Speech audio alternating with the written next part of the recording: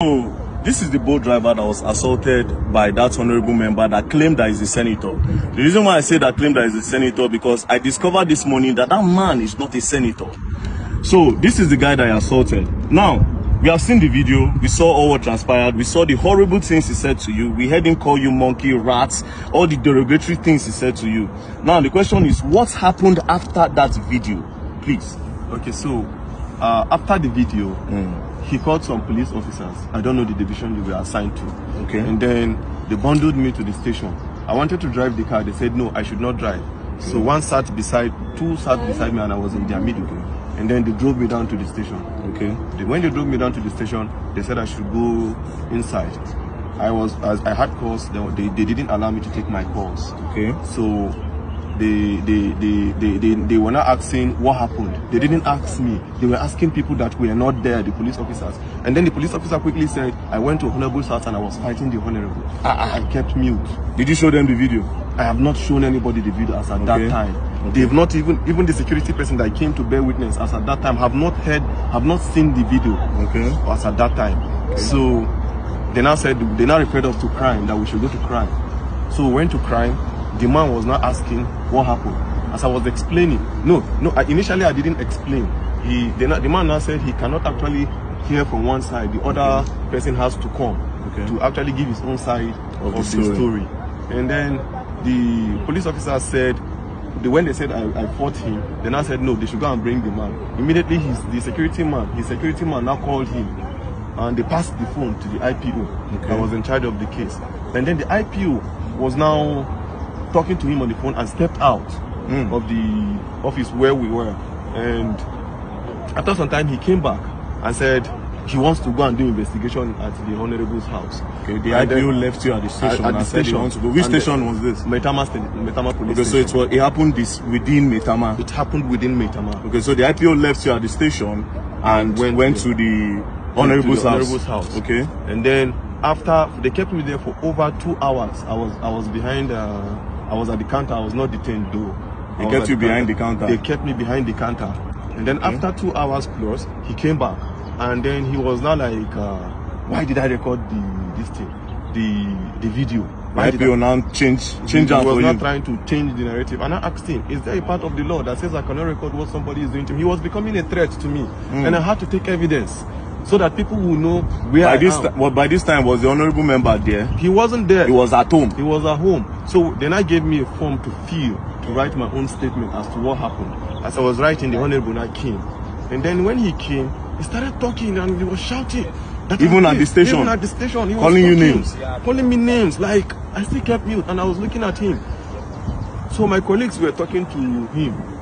Me, I've already had my own fair share of trauma from him. I don't want to actually have any engagement or any encounter with him. I just went to one corner and I sat down and I was listening to everything he was saying.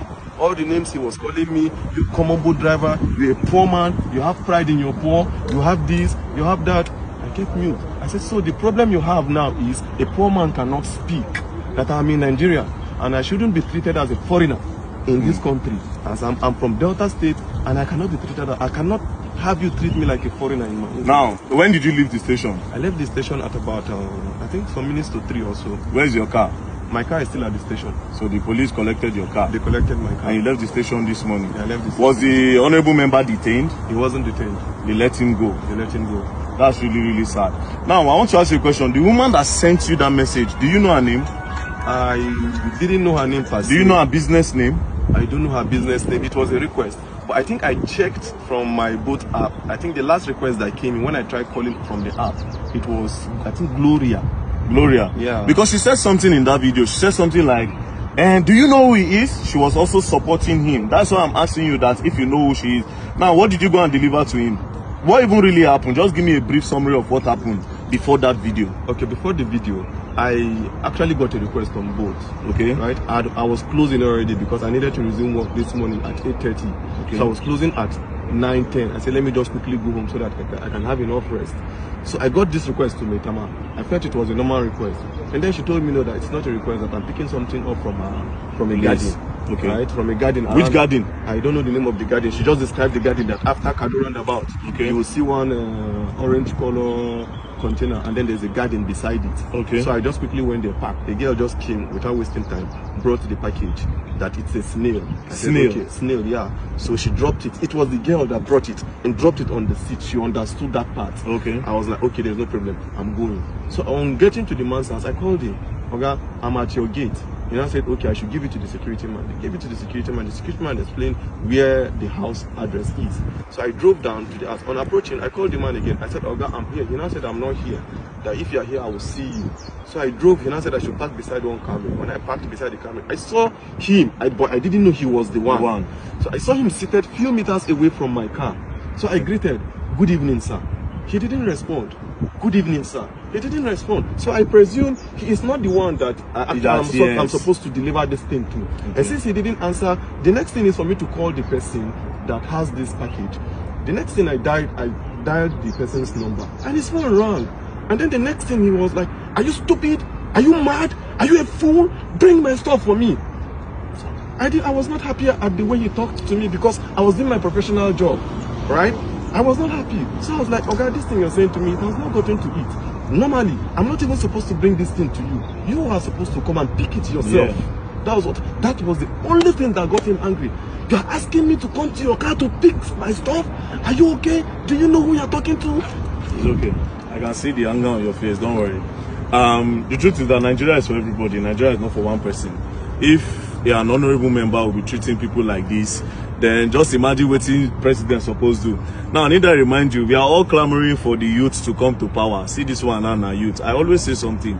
The youth are looking for a better... They are not trying to make this country better, a lot of them. They want to get power to do worse than these people because they have a better way of hiding this evil than these old men in power.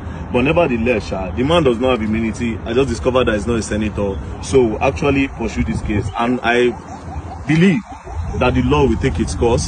We'll go to... I've heard a lot of things about Maitama police station, which I'm not going to say. But I believe in the new commissioner of police that have been moved here. Commissioner of police Disu. So this case will be reported to him directly. And I believe that the law will take its course. So don't worry. You said you're not feeling well. I'm not feeling well. He hit me on my chest. Severally, he was just hitting me on my chest. And I stayed mute. I was looking at him. So when he was becoming much of a threat to me, initially I did not record because I didn't go there with intention of fighting. If I went there with another motive, I would start recording from the very beginning. It was when he was becoming a threat, when he said he would pay 50 million naira and then they would delete me and look at me, this cheat. He was just calling me all sorts of names. You pay 50 million and they will delete you. He will pay 50 million naira to somebody, to people, and then they will kill me and nobody will say anything.